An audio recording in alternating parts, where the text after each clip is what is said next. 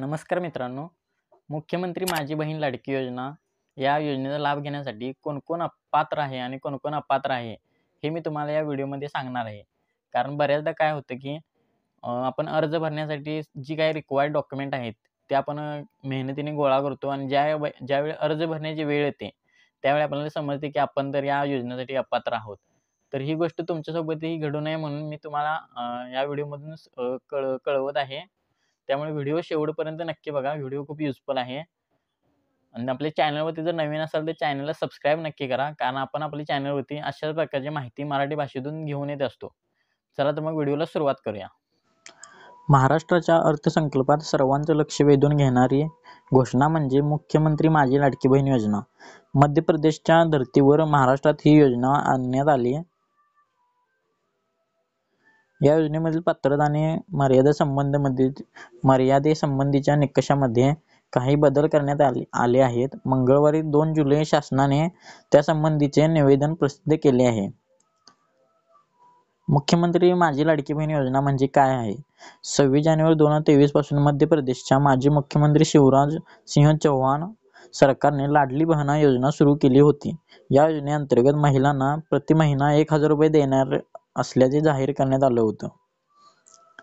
तर या योजनेअंतर्गत 21 ते 65 वयोगटातील पात्र महिलांना शासनामार्फत दरमहा 1,500 रुपये दिले जाणार आहेत. यासाठी कुटुंबाचं वार्षिक उत्पन्न हे 2,50,000 रुपयांपेक्षा कमी असणं गरजेचं आहे. या योजनेत अर्ज करण्याची मुदत 1 जुलै 2024 ते 15 जुलै 2024 पर्यंत ठेवण्यात आली होती. नवीन बदलानुसार या मुदतीत सुधारणा करण्यात आली आहे. ती 2 महिने करण्यात आली आहे. 31 ऑगस्ट 2024 पर्यंत लाभार्थी महिलांना अर्ज करता येईल. तर यासाठी कोण कोण पात्र आहे या योजनेसाठी? राज्यातील महिला व मुलींना स्वावलंबी आत्मनिर्भर करण्यासाठी, तसेच महिला आणि त्यांच्यावर अवलंबून असलेल्या मुलांच्या आरोग्य आणि पोषण स्थितीत सुधारणा व्हावी यासाठी राज्य सरकारची महत्त्वपूर्ण योजना घोषित करण्यात आली आहे. या योजनेच्या लाभासाठी खालील पात्रता हवी.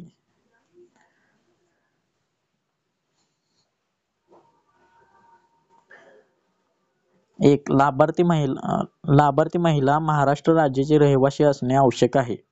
म्हणजे जर लाभार्थी महिला जर बाहेरच्या राष्ट्रातली असेल किंवा कर्नाटक म्हणा किंवा गोवा, तर त्या महिलेला या योजनेचा लाभ घेता येणार नाही, हे लक्षात घ्या. दुसरं म्हणजे राज्यातील विवाहित घटस्फोटित परित्यक्ता आणि निराधार महिला. तिसरी गोष्ट म्हणजे आधी लाभार्थी महिलांचा वयोगट 21 ते 60 वर्ष होता. नवीन बदलानुसार तो 21 ते 65 वर्ष वयोगट करण्यात येत आहे. सदर योजनेअंतर्गत लाभ घेण्यासाठी अर्ज करणाऱ्या लाभार्थ्याचे बँक खाते असणे आवश्यक आहे. जसे की मी तुम्हाला व्हिडिओमध्ये सांगितले होते अगोदरच्या सुद्धा, की महिलेचे बँकेमध्ये अकाउंट असणे खूप आवश्यक आहे. कारण त्याच्यावरती तो महिलेचा हप्ता जमा होणार. तर तुमचे अकाउंट नसेल तर अकाउंट लवकर ओपन करून घ्यावे. चौथी म्हणजे लाभार्थी कुटुंबाचे वार्षिक उत्पन्न 2.5 लाखापेक्षा जास्त नसावे. म्हणजे जर तुमचे वार्षिक उत्पन्न 3-4 लाख असेल तर तुम्ही या योजनेसाठी पात्र नाही आहात, हे लक्षात घ्या. 2.5 लाखापेक्षा कमी असले तर तुम्ही पात्र आहात. आता या योजनेसाठी कोण अपात्र असेल? या योजनेचा लाभ कुणाला मिळणार नाही, हेही सरकारने स्पष्टपणे नमूद केले. यामध्ये तुम्ही अपात्रता वाचू शकता. ज्यांच्या कुटुंबाचे एकत्रित वार्षिक उत्पन्न 2.5 लाखांपेक्षा जास्त आहे, त्यांना या योजनेचा लाभ घेता येणार नाही. ज्यांच्या कुटुंबातील सदस्य आयकरदाता आहे, म्हणजे ज्या कुटुंबाचा आयकर जातो सरकारला, त्यांना या योजनेचा लाभ घेता येणार नाही. ज्यांच्या कुटुंबातील सदस्य नियमित कायम कर्मचारी कंत्राटी म्हणून सरकारी विभाग, उपक्रम, भारत सरकार किंवा राज्य सरकारच्या स्थानिक संस्थेमध्ये कार्यरत आहेत किंवा सेवानिवृत्तीनंतर निवृत्ती वेतन घेत आहेत, परंतु बाह्य यंत्रणाद्वारे कार्यरत असलेले तथा स्वयंसेवी कामगार आणि कर्मचारी अपात्र ठरणार नाहीत. याचा अर्थ असा आहे की तुम्ही जर तुमच्या कुटुंबामध्ये जर सरकारी नोकरीला कोण असेल, म्हणजे किंवा शिक्षक किंवा एखाद्या सरकारी पदावरती जर काम करत असेल, तर त्यांना या योजनेचा लाभ घेता येणार नाही, हे लक्षात घ्या. तो त्यामध्ये सदर लाभार्थी महिलेने शासनाच्या इतर विभागामार्फत राबविण्यात येणाऱ्या आर्थिक योजनेद्वारे 1,500 रुपयेपेक्षा जास्त लाभ घेतला असेल तर, म्हणजे तुमचं जरी उत्पन्न 2.5 लाखापेक्षा कमी असेल आणि तुम्हाला जर अगोदर शासनाची योजना तुम्हाला चालू असेल आणि त्याचा हप्ता तुम्हाला 1500 रुपयेपेक्षा जास्त भेटत असेल तर तुम्हाला या योजनेचा लाभ घेता येणार नाही. ज्यांच्या कुटुंबातील सदस्यांची संयुक्तपणे 5 एकरपेक्षा जास्त जमीन आहे, हा एक मुद्दा कॅन्सल करण्यात आला आहे. हा चुकून त्यांनी टाकलेला आहे, पण हा आता ज्यांची पण शेती 5 एकरपेक्षा जास्त आहे हे पण फॉर्म भरू शकतात, त्याचा काही विषय नाही. ज्यांच्याकडे 4 चाकी वाहने आहेत ट्रॅक्टर वगळून त्यांच्या कुटुंबातील सदस्यांच्या नावावर नोंदणीकृत आहेत, म्हणजे ट्रॅक्टर सोडून, म्हणजे शेतीसाठी जो ट्रॅक्टर लागतो तो सोडून 4 चाकी वाहने आहेत, अशा लोकांना या योजनेचा फॉर्म भरता येणार नाही.